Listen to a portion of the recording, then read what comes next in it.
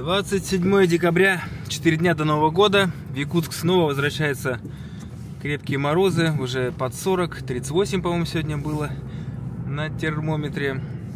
На самом деле погода в этом году нас сильно балует. Такого, мне кажется, никогда не было на моей памяти за все годы проживания здесь. И пора бы уже утеплять машину. На самом деле я немножко подзатянул. И хочу сказать, что, наверное, только в Якутии есть подобная необходимость и, собственно, подобная услуга, которой занимаются мои знакомые ребята, как утепление машины. И вот сейчас как раз созрел я, потому что на Новый год ночью мне ехать за город. Один момент, когда ты ездишь по городу зимой, не выезжая на трассу, еще более-менее можно. Я так зимовал в предыдущие годы, не утеплял машину сильно, кроме автоодеяла сверху, это тоже покажем. Но в новогоднюю ночь ехать по трассе за город. Друзья пригласили меня в домики. И за город уже ехать опасно без отепления, потому что и замерзает вся система. У меня тормозная система, помню, замерзла, так задубели. Окно запотевает, то есть это все влияет на вообще, на все, да, когда ты едешь по трассе. Поэтому надо утеплиться. Вот уже видите, кстати, окна уже потеют. Но я на самом деле печку выключил, чтобы записать речь.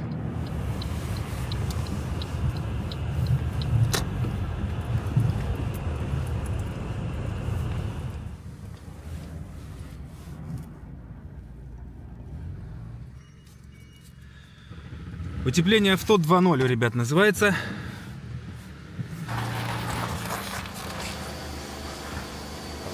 Вот наши парни, Леха, Миша, Серега. Ну что, давайте утепляться. Я готов. Поехали. Вот все, что я смог сделать сам, утеплить сверху автоодеяло. У меня такой старый войлок, есть специальное одеяло, продаются. Но меня вот вполне устраивает вот это гаджет. И он, кстати, очень хорошо уже изолирует, правильно? От холода.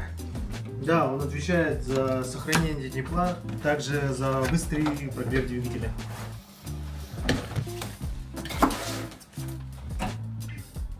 Что мы сейчас будем делать по утеплению машины? Первое, это протяжка брезента и закрываем перед-низ машины. Он будет отвечать за защиту от холодного потока воздуха, да, чтобы двигатель не остывал и также не продувало машину снизу. Вот здесь вы можете видеть заготовку, получается, пет-пленки с помощью лекала. Данный автомобиль у нас распространенный. То есть на каждой машине у вас свое лекало есть, и вы по ней уже легко рисуете. Это будет намного быстрее, то есть выполняться работа, также удобнее. То есть пет-пленка, она будет выполнять функцию, как сказать, стеклопакета. Наши боковые окна, получается, не будет затягивать, будет хороший обзор и удержание тепла в салоне. Стекла протирать не только снутри, но и снаружи, потому что должны ребята видеть чистоту стекол и нигде не оставить никакой кусочка грязи, который может потом раздражать всю зиму. Да, до весны. Сначала примеряешь, да, чтобы оно подходило? Да. Все автомобилисты в Якутии этим делом занимаются, в принципе, заранее, уже опытные. И к зиме готовы полностью. То есть всегда можно не брезент обтягивать спереди, а можно просто хоть что-то наклеить, там даже там пенофол такой на скотч. Это уже защищает машину от того, что спереди холодный воздух будет задувать и всю систему там охлаждать. Плюс это вредно для двигателя. Когда внутри тепло, а снаружи идет морозная сильная температура, вот эта разница температур может что-то там, деформацию произвести. Это тоже важный момент.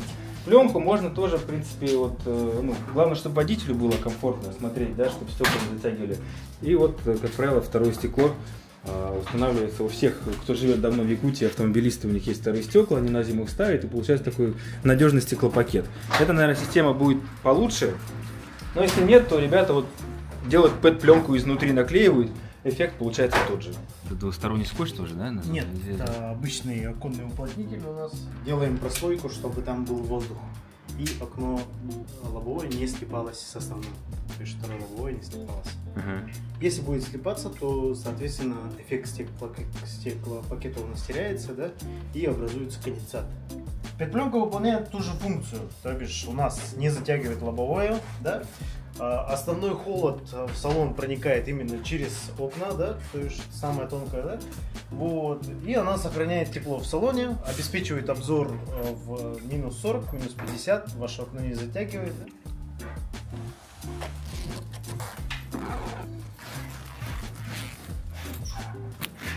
А следов не остается потом после этого? Когда буду снимать? Нет.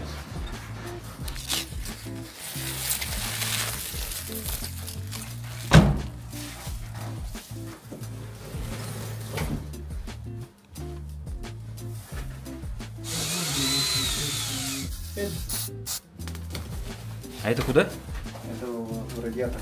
А, то есть помимо брезента еще вот это пенофол же, да, называется? Типа? Ух ты, это вообще хорошо.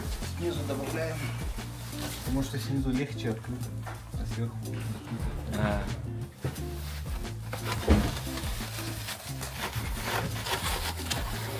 А демонтаж тоже по весне люди к вам же приезжают? На демонтаж? Ну вот это все убрать, если самому. Некоторые, да.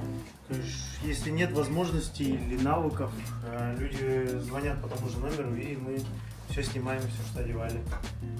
Но бывают случаи, когда петпленки, которые мы, получается, установили, они уже используются или эксплуатируются, можно сказать, второй или третий сезон. Потому что люди настолько аккуратно с ними ездят, что они, получается, выполняют свою роль еще и летом. Прохладу сохраняют. Да, машина не так быстро нагревается, и то есть летом они спасают от жары, а зимой от холода. Внизу, отмерив расстояние, сколько нам нужно, да, мы отрезаем брезент. Это вот этот плотный материал наш, который защищает от холодного ветра. На такой вот импровизивной линейке отмеряем наш брезент, материал, который мы используем. Все не так просто, надо все это протянуть, чтобы перед оставался симпатичным. Некоторые снаружи делают брезент, но это, как говорят, колхоз, да? Но действующий. Не очень эстетично получается, да? Портит красоту машины. Вот. Ага. На нее мы закрепим брезент и протянем доверху. Сейчас мы его выровняем по всей площади. Вот на новых автомобилях, получается, у нас вот такие вот запарки бывают небольшие. Дизайн, потому что мешает немножко, да, вам красивый. Всякие волны, перегибы идут. Да, и много пластика. Провода мешают? Да, бывает такое, что какой-то провод или датчик, он стоит впереди. А одной и той же марки может быть все по-разному установлено. И каждый раз приходится вам импровизировать, получается, не шаблонно работать. Например, если лекало, например, по RAV4 2015-2019, да, то всегда, когда ты вырезаешь, тебе ее надо всегда примерять и корректировать. И снова подрезать где-то там, где-то выше, где-то ниже. Получается, модели автомобилей все одного года, но у всех стекла разные. Боковые готовы. Все. Стекла спокойно опускаются и поднимаются. Еще есть такой вариант утепления. Это уже обычно выполняют сами, да, владельцы автомобилей. Берем пенофол, да. Потолще только, наверное, да, сантиметровый там такой. Да, чтобы была получше изоляция, да. И мы, получается, вытаскиваем коврик или полик, да. И по форме полика мы вырезаем пенофол, да, и подлаживаем его под полик. Тем самым, получается, защищаем наши ноги, да? Держи ногу в тепле, да? Это, кстати, важный момент, то что ноги у меня уже мерзнут. Когда погода за 30 перевалила, едешь и даже, не всегда обдув включаешь на ноги и начинает дубеть немножко. Поэтому здесь бы тоже сделать. Подготавливаем стекло лобовое для установки петпленки. Также моем, чистим его снаружи и снутри, чтобы не оставить никаких косяков на весь сезон. А сезон у нас, получается, идет до апреля.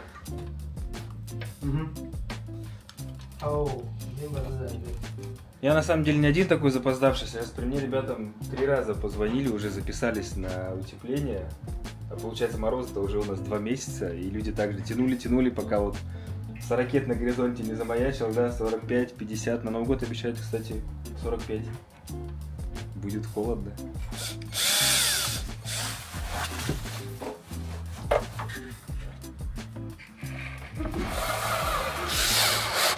Сперва спереди накрепляем, потом сзади откручиваем немножко. самом деле. Подтянуть его, чтобы, да? Подтянуть. А лекала на лоб нету, здесь вы уже каждый раз отмеряете?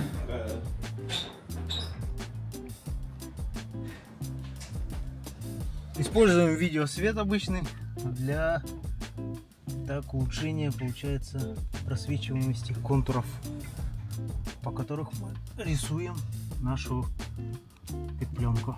5-летний стаж Алексея, получается, да, показывает, как ровно он вырезает. И в такие моменты, бро, это прилипшее, надо обойти. Ага. Если есть какие-то гаджеты или сигнализации, которые приклеены, да, к нашему лобовому, мы их обходим аккуратненько и вырезаем по форме. Это вы 5 лет уже, да? С 19-го года, ты говорил, по-моему, занимаетесь, да, этим всем? Да, опыт Алексей хороший. 5 лет уже, да. Можете увидеть, как на неровной пленке, да, в неудобных условиях он прямо проводит контуры. Большое количество людей, которые к нам приезжают, это уже постоянные клиенты.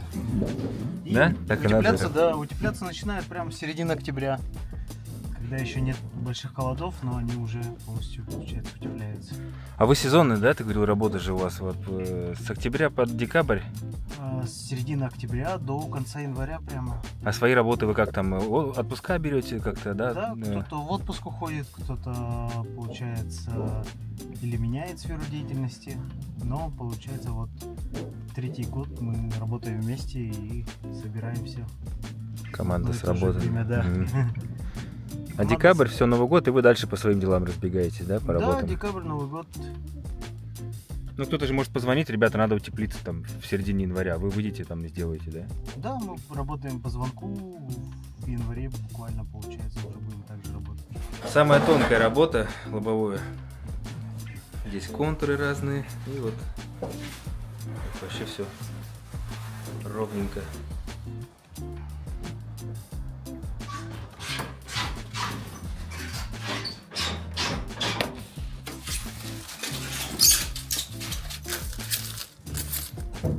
И вот так по контурам наклеивается двухсторонний скотч,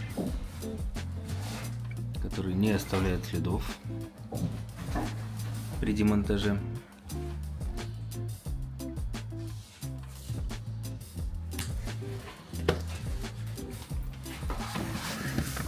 Один делал такие вещи, да? Чтобы без помощи, да, это что же наверняка иногда приходилось. Ну, что-то много времени занимает, так можно, а? Это как ребро жесткости. Ага.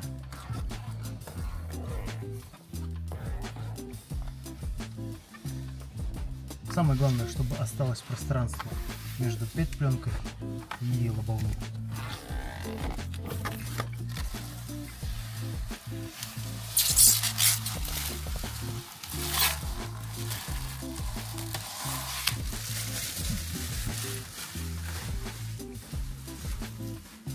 Если выбирать, например, между вторым лобовым или лоб из пленки, да, то советуем, конечно, второе лобовое, да. Но если нет возможности, нет места хранения, да, например, или вы собираетесь, например, продать автомобиль, да, и вам нужно только на один сезон, то, конечно, рекомендую пленка.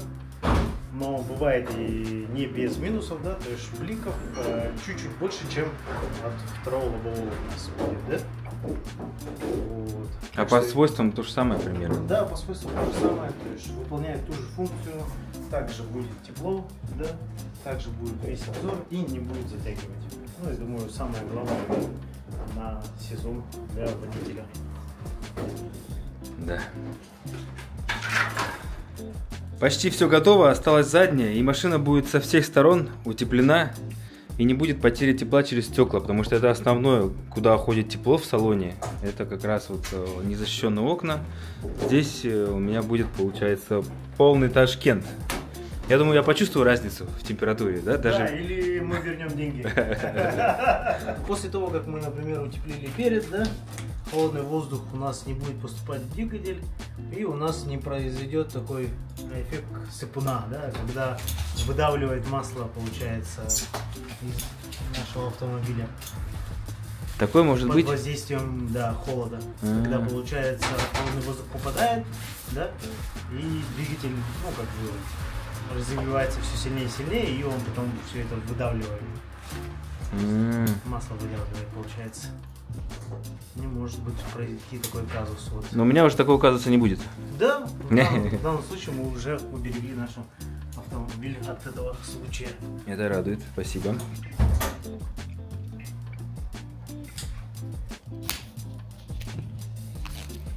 Устанавливаем наш последний элемент. Ну и напоследок хочется отметить главный плюс утепления автомобиля. Да? Это уменьшение расходов. У нас в Якутии очень недешевый, да, бензин. Вот. И в данном случае это очень хорошо сэкономит вам бюджет. У меня сильно тепло. сейчас расходы. Я прям чувствую, у меня машина даже просто стоит и уже тратится бензин активно. Она и на стоянке будет меньше тратить, я правильно же понимаю, да? Автозапуск будет реже. Реже, да. И быстрее нагреваться двигатель будет, и на трассе получается меньше расход, ну и вообще на ходу. Да. Это круто.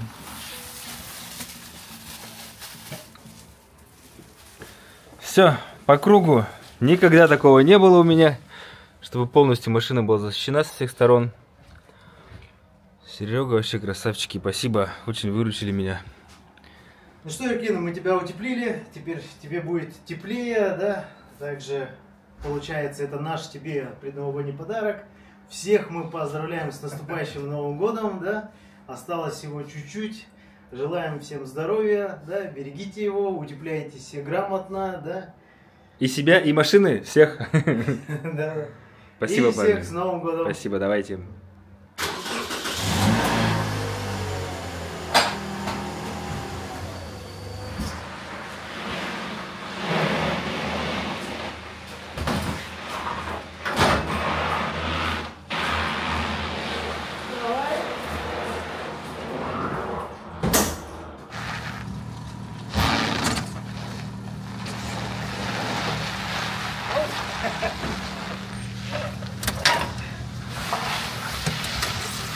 Ура! Это очень приятное чувство, когда твоя машина более защищена от экстремальных морозов и смелее на трассу можно будет выехать. Так что, блин, парни, спасибо вам большое. Прям отлегло немножко то, что я был не утеплен долгое время. А сейчас, в честь этого, давайте-ка прокатимся по вечернему новогоднему Якутску.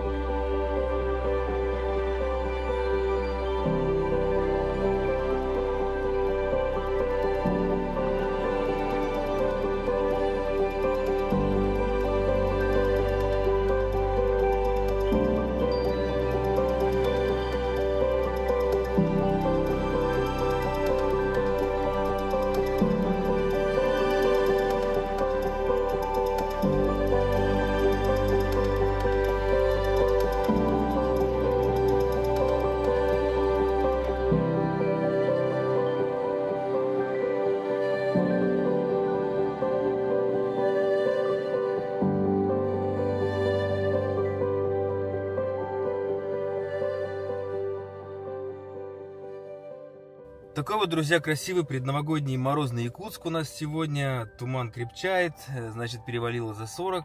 Сейчас ночью, не знаю, до 45 точно дойдет. Новый год будет также мороз. Ну, мы провожаем этот год. До Нового года осталось буквально чуть-чуть. Я думаю, что это будет крайний выпуск до следующего года. Хочу поделиться, кто не слышал, что в этом году я поступил в магистратуру научное кино и литература ЦГУ полярного региона. Ну, это полярного Заполярья, там как-то так считается. Вот, учеба сложная, тяжело, но я закрыл сессию буквально вчера, я сдал последний экзамен на отлично. То есть у меня 2 экзамена были, оба отлично, и зачеты штук 6 или 7. В общем, было непросто. Сейчас, пока каникулы, я постараюсь погрузиться в творчество после новогодних отдыхов несколько дней.